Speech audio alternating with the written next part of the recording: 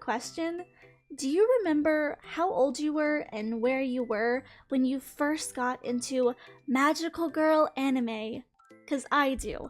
I was in a really dark place in middle school, and I honestly was really struggling with my self-identity. I wanted to kind of embrace my kawaii femininity, but I was scared to be rejected by my peers and even the people I thought were my friends. And so, when I first stumbled upon Sailor Moon, a girl who, yes, was a bit of a crybaby, but still had friends who embraced her and loved her for all of her flaws, I knew that I was going to be a huge fan of this series, and still to this day, as you can see with my channel, I am a huge Moonie. Sailor Moon has left a lasting impact on me and has encouraged me to dive into other magical girl franchises.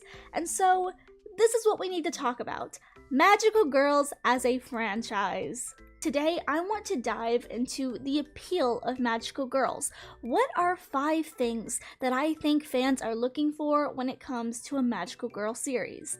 Now, there are different, let's say, categories of magical girls. For example, you have your stereotypical Japanese anime magical girls, but as of recently, we've also seen a lot more magical girl media in Western spheres. And while this is something that I do think is honestly mixed into a lot of different magical girl series, I would say in total, you have 2 categories when you're looking into magical girl series. One, you have the series that is a little bit more catered towards a younger audience. Super vibrant colors, lots of love and friendship, and genuine wholesomeness. And then you have others which absolutely throw you for a loop, and you wonder if you are still even watching magical girls at that point. The magical girl genre can get dark at times, but this is not something that I really want to focus on today. I want to focus on the outwardly appeal of magical girls. Certain series, like for example, Madoka Magica, you look at it, you think it might be a nice, sweet, wholesome magical girl anime, and then you get your head ripped off. Literally, in mommy's case. So today, we are going to talk about the outwardly appeal of magical girls. When you see them on a poster, when you see a trailer, what is the things that you are looking for when it comes to a good magical girl series? So let's go ahead and get into 5 things that I think people are looking for when it comes to a good magical girl series. First and foremost, I definitely think it has to be that sort of sense of embracing femininity. The majority of magical girl series you're gonna find has a magical girl involved. That's kind of the namesake of the genre, is a girl, whether she's born with powers or comes to find them, she is, in a sense, magical. Whether it's the transformation sequence, attacks and weapons, or even the cute kawaii mascots, a lot of people are drawn to magical girls because there's this softness, this cute, cozy aesthetic. It's something that is hard to find in media, and oftentimes, especially here in the West, you don't really see embraced when you get older. A lot of cartoons dive into this soft femininity, but when you get older, not a lot of teen/adult series are targeted towards that cutesy, sweet, comfy vibe. If you've been into the magical girl sphere for a while, you'll probably already know this, but there is a whole genre that is just dedicated to cozy magical girl stuff, whether it's YouTube videos that are playing with music in the background, or just cute, kawaii, soft, aesthetic pages full of backgrounds.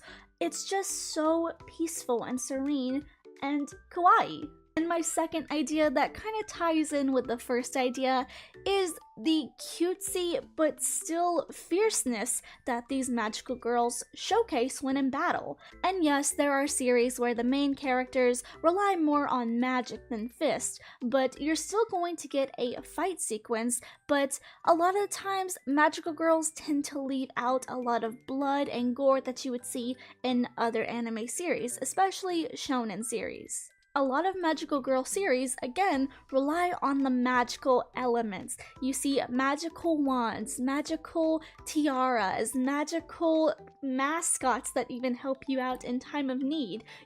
There's a lot of magical girls who do still rely on punching and kicking and physical means of fighting. My third idea, and again, this is one that really got me into magical girls, and one of the aspects that Sailor Moon has left on my life is the closeness of having female friends.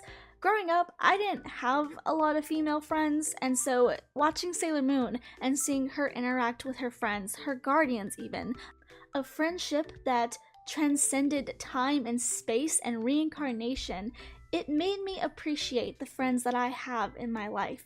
There is a sense of friendship that magical girls have, and their bonds are so strong, they're unbreakable. Genuinely, I believe the strong friendships and bonds that we see in Magical Girl series are such a huge appeal. Magical Girl series are emotional. There's teamwork. You have to work with the people around you to be able to fight the bad guys, to restore hope and light into the world. And this also ties into my fourth ideal, which is the emotional side of magical girls. A lot of magical girls do still tend to be a little bit on the younger side. From what we've seen in anime, a lot of magical girls tend to be roughly elementary to high school age. These years of development are riddled with heavy emotional toll. As you grow up, your emotions are going to change. And I can speak from experience, and I'm sure you can too. If you have ever went to school, you probably know how hard it is to stay kind to people when you want to just throw hands with them. The magical girl genre showcases love and kindness even to the people who wrong you, even to the people who make you cry and who do bad things. It also shows that you can still have a childlike sense of whimsy and you can still be powerful. Yes, Usagi cries a lot, but she's also the strongest character in her entire series, and there's even debates about if Sailor Moon can beat Goku. That's how powerful this quote-unquote crybaby girl is. We see the emotion that these girls go through. We see them cry, we see them laugh, we see them giggle, and we see them have fun. But there's also a heavy toll that comes with being a magical girl, which is my fifth appeal to magical girls, is we know there are going to be fights. We know there's going to be a bad guy. We know that sometimes that these villains are going to be hard to fight. We know the battles are going to be hard, and they're going to take a toll on our girls. But I really do believe that that battle between good and evil is the whole foundation of Magical Girl series. Now, I'm sure there are some series out there that doesn't have this whole like good versus evil fight, but genuinely, if you really break down a lot of your big name Magical Girl series, you're always going to find the fight between good and evil. It's a story theme that you see in countless series, in countless writings, because it is such an easy genre to write. You have your antagonist and you have your protagonist, and you, the viewer, are putting every ounce of hope into your protagonist that they are going to defeat the antagonist. It's literally a tale as old as time. And so these were just a few of the points that I personally thought about when I think of the overarching magical girl genre. But what about you guys? I actually asked you guys earlier in the week before this video came out to tell me in the community post what you think are some of the big archetypes of Magical Girl series. So let's go and dive into a few. This is one that I really liked, and I honestly wish that I would have added more into, which is from Brandon Hayes, who says, "Mine is watching the main character go from being normal to whatever the heck I just watched, aka the MC transforming and completely obliterating the villain at the end." This is one, again, that I really wish that I touched on a little bit more, because one of the most satisfying things, not just about Magical Girl series to be honest, but in a lot of anime, is actually that fight between good versus evil, and I know I did touch on this a little bit, but I really like this point, showcasing just how satisfying it is to the viewer to finally see the hero squash the evil. And to touch further with Magical Girl series, it's just so good seeing everything come back into the light, peace is brought across the land, and everyone gets to live happily ever after. It is the perfect happy story. And I really like this one by Kashmir Watkins, who says, I definitely think that it's the story and character writing. If it's a team, each character needs to have their own dedicated arc and screen time. I love this comment. This one I really love because yes, this is something that I feel like I definitely neglected to mention, so I want to touch on my personal thoughts about this one. So we see back here, I have a couple of series. Some of these I think do a really good job of touching on all of the characters. Some I feel like do only a good job of touching on one characters. And I do have to shout out the Pretty Cure series because I really do feel like in general, Precure does a great job of showcasing all of the different characters.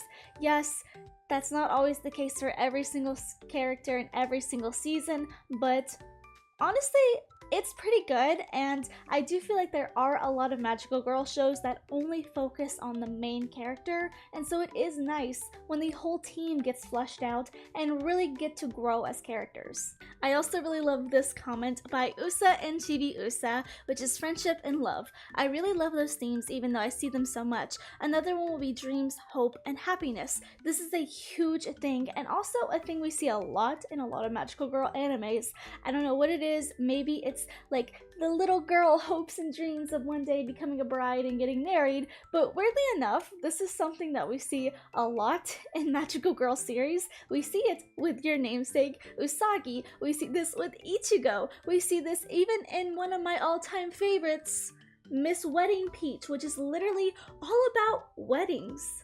Future hopes and dreams are a huge point of a lot of Magical Girl series. And last but not least, I really like this comment by Mini Ranch, who says, good characters. I enjoy a series a lot more if the characters are enjoyable, but as well that I love the designs of the Magical Girl outfits, and genuinely, that's a huge thing for me. Now, I'm a huge believer that sometimes you can do a little too much. Sometimes simple is better, but there are Magical Girl costumes that are simple, timeless, kind of like I would say Sailor Moon or even the Tokyo Mew Mew characters.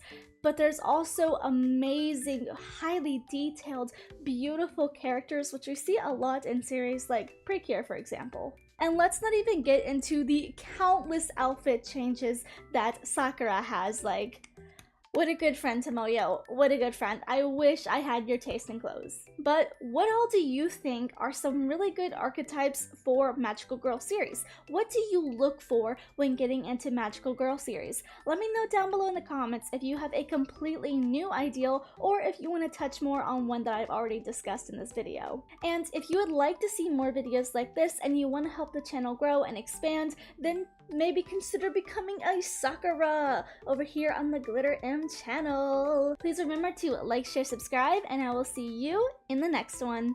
Bye bye!